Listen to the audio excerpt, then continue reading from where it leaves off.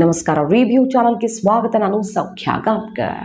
BJP ಕರ್ನಾಟಕಕ್ಕೆ ಸಂಬಂಧಪಟ್ಟಂತೆ ಮೊದಲ ಲಿಸ್ಟನ್ನು ಅಂತಿಮ ಮಾಡ್ತಾ ಇದೆ. ಒಂದೇ ಬ್ರೇಕ್ ತಗೊಂಡಿದ್ದಾರೆ, ಅಂದರೆ ಟೈಮ್ ತಗೊಂಡಿದ್ದಾರೆ ಹೈಕಮಾಂಡ್ ನಾಯಕರು. ಸದ್ಯ ಈಗ ಯಾರ್ಯಾರಿಗೆ ಶಾಕ್, ಯಾರ್ಯಾರಿಗೆ ಸರ್ಪ್ರೈಸ್, ಯಾರು ಊಹೆ ಮಾಡಿದಂಥ ಕೆಲವು ಹೆಸರುಗಳು ಬರ್ತಾ ಇದ್ದಾವೆ.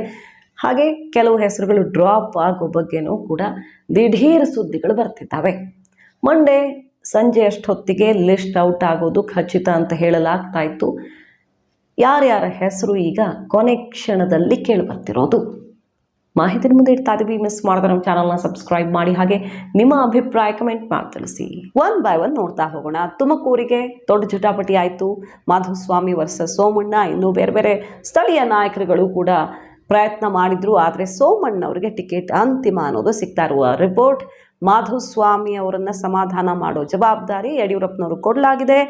ಮಾಧುಸ್ವಾಮಿ ಅವ್ರಿಗೆ ರಾಜ್ಯ ರಾಜಕಾರಣದಲ್ಲಿ ಒಳ್ಳೆ ಭವಿಷ್ಯ ಇದೆ ಅಂತ ಕನ್ವಿನ್ಸ್ ಮಾಡಿ ಸೋಮಣ್ಣವರ ಬೆನ್ನಿಗೆ ನಿಲ್ಲುವ ಅಥವಾ ಅಟ್ಲೀಸ್ಟ್ ತಟಸ್ಥವಾಗಿ ಸುಮ್ಮನೆ ಇರುವಂಥ ರೀತಿಯಲ್ಲಿ ನೋಡ್ಕೊಳ್ಬೇಕು. ಅದು ಯಡಿಯೂರಪ್ಪನವ್ರಿಗಿರುವಂಥ ಟಾಸ್ಕ್. ಸೊ ಸತತ ಪ್ರಯತ್ನಗಳ ಬಳಿಕ ಹೊರಗಿನವ್ರಿಗೆ ಟಿಕೆಟ್ ಕೊಡಲೇಬಾರ್ದು ಅನ್ನುವಂಥ ಕೂಗು ಎದ್ದ ಮೇಲೂ ಸೋಮಣ್ಣವ್ರಿಗೆ ಅಲ್ಲಿ ಟಿಕೆಟ್ ಅಂತಿಮ ಅನ್ನೋದು ಕೇಳಿಬರ್ತಿರೋ ವಿಚಾರ.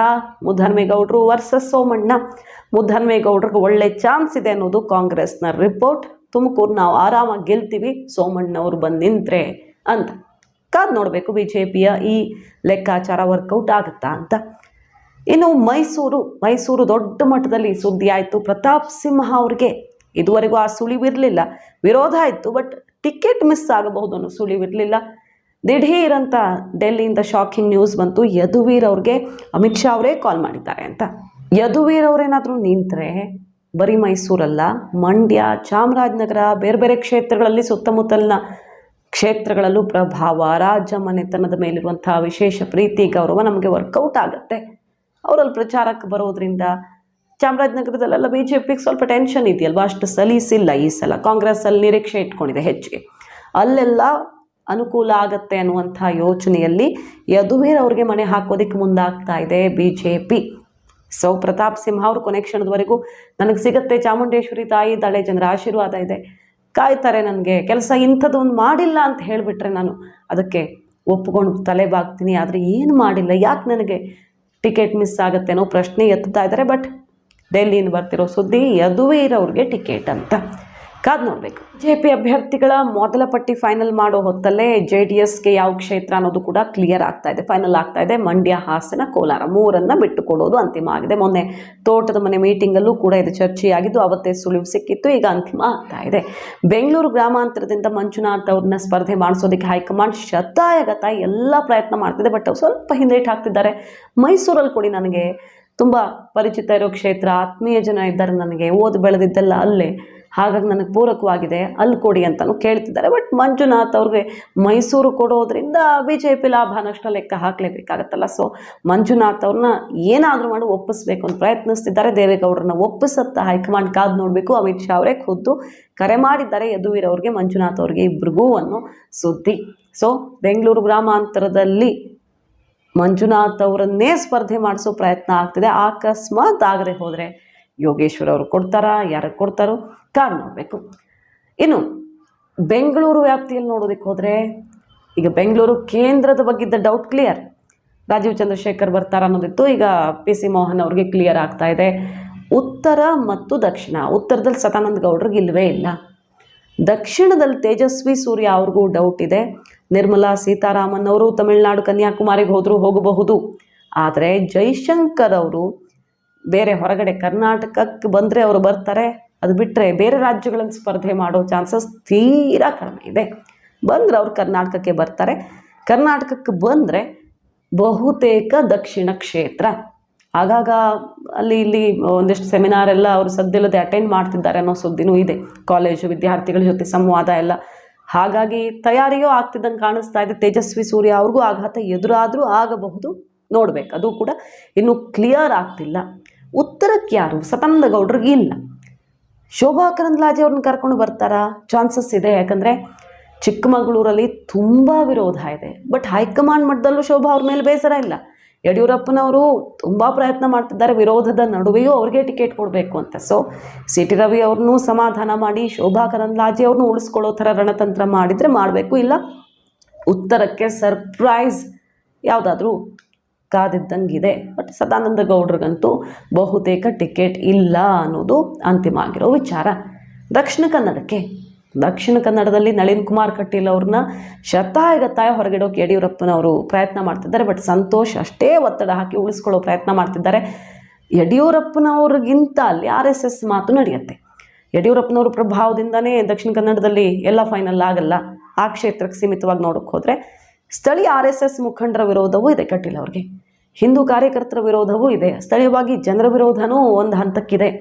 ಏನು ಅಭಿವೃದ್ಧಿನೂ ಆಗಿಲ್ಲ, ಸಂಘಟನೆಯಲ್ಲೂ ಅವರ ಕೊಡುಗೆ ಅಷ್ಟಕ್ಕಷ್ಟೇ ಅನ್ನೋ ಥರದಲ್ಲಿ. ಹಾಗಾಗಿ ಕೊನೆ ಕ್ಷಣದಲ್ಲಿ ಬಿಲ್ಲವ ಸಮುದಾಯಕ್ಕೆ ಮಣೆ ಹಾಕೋ ಚಾನ್ಸಸ್ ಜಾಸ್ತಿ. ಕೋಟಾ ಶ್ರೀನಿವಾಸ್ ಪೂಜಾರಿ ಅವ್ರಿಗೆ ಟಿಕೆಟ್ ಕೊಡ್ತಾರಾ? ಅವ್ರ ಹೆಸರು ಕೂಡ ದಿಢೀರಂತ ಮುನ್ನೆಲೆಗೆ ಬಂದಿದೆ. ಸೊ ಯಾರಿಗೆ ಕೊಟ್ಟರು ಅಲ್ಲಿ ಪುತ್ತಿಲ ಎಫೆಕ್ಟ್, ಆ ಹೊಡೆತ ತಿನ್ನಲೇಬೇಕಾಗತ್ತೆ. ಅದಂತೂ ಕಟ್ಟಿಟ್ಟ ಬುತ್ತಿ. BJPಗೆ ದೊಡ್ಡ ಸವಾಲು ಇದೆ ಅಲ್ಲಿ ದಕ್ಷಿಣ ಕನ್ನಡದಲ್ಲಿ. ಸೊ ಯಾರಿಗೆ ಮಣೆ ಹಾಕ್ತಾರೆ ಅನ್ನೋದು ಈಗ ಅಚ್ಚರಿ. ಕಟೀಲ್ ಅವ್ರಿಗೆ ಮಿಸ್ ಆಗೋ ಚಾನ್ಸಸ್ ಇದೆ. ಯಡಿಯೂರಪ್ಪನವರು ಮತ್ತು ಸಂತೋಷ್ RSS ನಾಯಕರ ನಡುವೆ ದೊಡ್ಡ ಮಟ್ಟದ ಪರವಿರೋಧ ನಡೀತಾ ಇರೋದು. ಇನ್ನು ಹಾವೇರಿ ಬಸವರಾಜ ಬೊಮ್ಮಾಯಿ ಅವರ ಹೆಸರು ಕೂಡ ಮುಂಚೂಣಿಯಲ್ಲಿದೆ. ಸುಮಾರು ಜನರ ಹೆಸರು ಕೇಳಿ ಬರ್ತಿದೆ. ಬಟ್ ಕಾಂತೇಶ್ ಪಟ್ಟು ಬಿಡ್ತಾ ಇಲ್ಲ. ಯಡಿಯೂರಪ್ಪನವರ ರಿಯಾಕ್ಷನ್ ನೋಡಬಹುದು. ಕಾಂತೇಶ್ಗೆ ಟಿಕೆಟ್ ಕೊಡಿಸೋಕೆಲ್ಲ ಪ್ರಯತ್ನ ಆಗ್ತಿದೆ ಅಂತ ಹೇಳ್ತಿದ್ದಾರೆ. ಒತ್ತಡ ಅಷ್ಟು ಕ್ರಿಯೇಟ್ ಆಗಿದೆ ಈಶ್ವರಪ್ಪನವರಿಂದ. ಕೊಡಲಿಲ್ಲ ಅಂದರೆ ಹಾವೇರಿಯಲ್ಲೂ ನಾವು ಪಕ್ಷೇತರ ಅಂದರೆ ಸ್ವತಂತ್ರ ಸ್ಪರ್ಧೆ ಮಾಡ್ತೀವಿ. ಕಾಂತೇಶು ಶಿವಮೊಗ್ಗದಲ್ಲಿ ನಾನೇ ಸ್ಪರ್ಧೆ ಮಾಡ್ತೀನಿ, ಈಶ್ವರಪ್ಪನವರೇ ಸ್ವತಂತ್ರ ಸ್ಪರ್ಧೆ, ಅಲ್ಲಿ ರಾಘವೇಂದ್ರಾಗೆ ಇಲ್ಲಿ ಬೇರೆ ಯಾರಾದರೂ ಅಭ್ಯರ್ಥಿ ಆದರೆ ಹಾವೇರಿಯಲ್ಲಿ BJP ಅಭ್ಯರ್ಥಿಗೆ ಪೆಟ್ಟು ಕೊಡ್ತೀವಿ ಅನ್ನೋ ತನಕ ಸಂದೇಶ ರವಾನೆ ಆಗ್ತಿದೆ ಸದ್ದಿಲ್ಲದೆ ಈಗ. ಸೊ ಹಾಗಾಗಿ ಅಲ್ಲಿ ಹಾವೇರಿಯಲ್ಲಿ ಬೊಮ್ಮಾಯಿಯವರು ಅಥವಾ ಬೇರೆ ಆಯ್ಕೆಗಳಿಗಿಂತ ಈಗ ಅನಿವಾರ್ಯವಾಗಿ ಕಾಂತೇಶ್ಗೆ ಮಣೆ ಹಾಕಬೇಕಾದ ಪರಿಸ್ಥಿತಿ ಸೃಷ್ಟಿಯಾಗಿದೆ. ಇಲ್ಲ ಗೀತಾ ಶಿವರಾಜ್ಕುಮಾರ್ ಕೈ ಬಲಪಡಿಸೋ ರೀತಿಯಲ್ಲಿ ನೇರವಾಗಿ ಅಲ್ದಿದ್ರು, ಸೈಲೆಂಟ್ ಆಗಿದ್ದು ಬಿಟ್ಟರು. ಮಧು ಬಂಗಾರಪ್ಪನವರ ಪ್ರಭಾವ ಬೇರೆ ಚೆನ್ನಾಗಿರೋದ್ರಿಂದ ಆ ಕಡೆ ಗಾಳಿ ಬೀಸಿಬಿಡಬಹುದು. ಅದೆಲ್ಲ ಟೆನ್ಷನ್ ಇದೆ ಯಡಿಯೂರಪ್ಪನವ್ರಿಗೆ. ಮಗನ ಲೆಕ್ಕಾಚಾರನೂ ಹಾಕ್ಕೊಳ್ಬೇಕಾಗತ್ತೆ ಮತ್ತು ಗೆಲುವಿನ ಲೆಕ್ಕಾಚಾರನೂ ಹಾಕಬೇಕಾಗತ್ತೆ. ಸೊ ಕಾಂತೇಶ್ಗೆ ಬಹುತೇಕ ಟಿಕೆಟ್ ಆಗಬಹುದು. ಈಗ ಬೊಮ್ಮಾಯಿಯವ್ರ ಹೆಸರು ಮುಂಚೂಣಿಯಲ್ಲಿದೆ. ಬಟ್ ರಾತ್ರೋರಾತ್ರಿ ಅಲ್ಲಿ ಕಾಂತೇಶ್ ಹೆಸರು ಫೈನಲ್ ಆಗಬಹುದು ಅಂತ ಅನ್ನಿಸ್ತಾ ಇದೆ. ಚಿತ್ರದುರ್ಗ ದಾವಣಗೆರೆ ಬದಲಾವಣೆ ಖಚಿತ ಅಂತ ಸುದ್ದಿ ಬರ್ತಾ ಇರೋದು. ಸಿದ್ದೇಶ್ವರ್ ಮತ್ತು ನಾರಾಯಣ ಸ್ವಾಮಿಯವರು ಟಿಕೆಟ್ ಕಳ್ಕೊಳ್ತಾರೆ. ಹೊಸ ಮುಖಗಳಿಗೆ ಅಲ್ಲಿ ಅವಕಾಶ ಅನ್ನೋದು.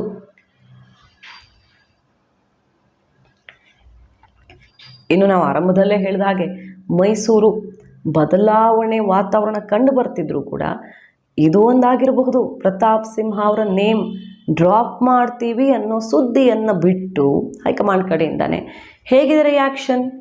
ಅವ್ರಿಗೆ ಪರವಾಗಿದೆಯೋ ವಿರೋಧ ಆಗಿದೆಯೋ?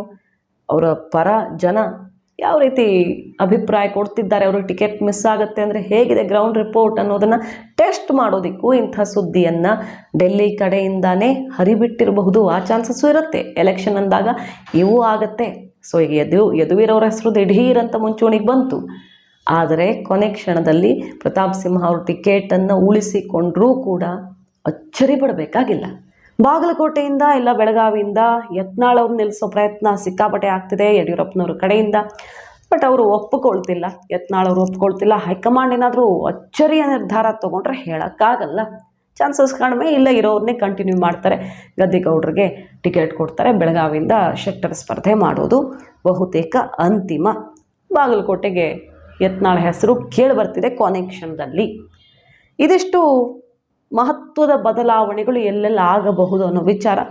ಇದನ್ನು ಮೀರಿ ರಾತ್ರೋರಾತ್ರಿ ಏನೇನು ಆಗಿದೆ ಅನ್ನೋದನ್ನು ಕಾದು ನೋಡಬೇಕು. ಮಾಹಿತಿ ನಿಮ್ಗೆ ಇಷ್ಟ ಆಗಿದ್ರೆ ಮಿಸ್ ಮಾಡಿದ್ರೆ ನಮ್ಮ ಚಾನಲ್ನ ಸಬ್ಸ್ಕ್ರೈಬ್ ಮಾಡಿ. ಹಾಗೆ ನಿಮ್ಮ ಅಭಿಪ್ರಾಯ ಕಮೆಂಟ್ ಮಾಡಿ ತಿಳಿಸಿ. Thank you.